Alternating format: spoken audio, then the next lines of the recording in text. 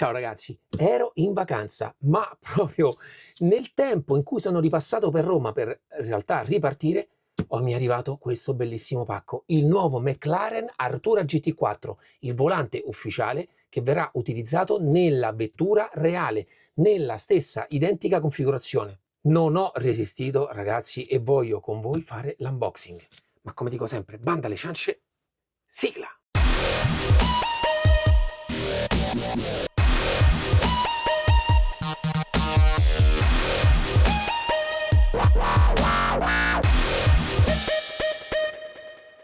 A livello di packaging ormai questa è la nuova linea che ci ha regalato il buon Asher.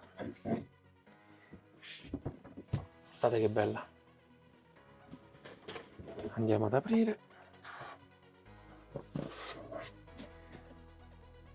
Troviamo questa volta, a differenza degli altri modelli, un libretto di istruzioni per il software, perché non ricordo di averlo nei precedenti modelli.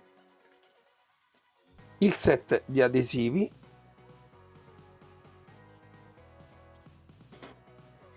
e ragazzi andiamo ad aprirlo. Troviamo il set di viti per andarlo a montare, vari quick release, tutti i set di brugole e quegli accessori che abbiamo già visto. In realtà ce n'è uno nuovo che non conosco, non ho mai visto. Poi c'è anche un nuovo accessorio che è questo, poi vedremo a che cosa serve. In realtà questi sono quelli che già conosco, eccoli qua, che servono per rimuovere i cappucci dei tasti. Tutta la serie di cappucci già serigrafati, se decidiate o meno di andarli a modificare. La prolunga USB di tipo 2, anche qui ragazzi sempre una gran qualità anche nella scelta di questi accessori. Molto spesso per montare volanti USB è sempre buona cosa montare una prolunga fin sotto il volante.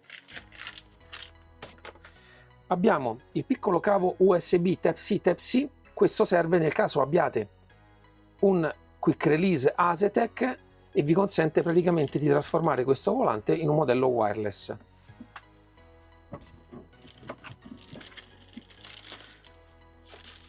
Qui sotto sempre il cavo, facciamo anche un po' di ASMR. Vediamo il cavo spiralato, sempre con il connettore 4 poli e USB da montare alla prolunga.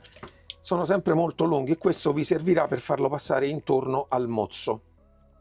Arriviamo poi al gioiellino. Ragazzi, anche per me è la prima volta.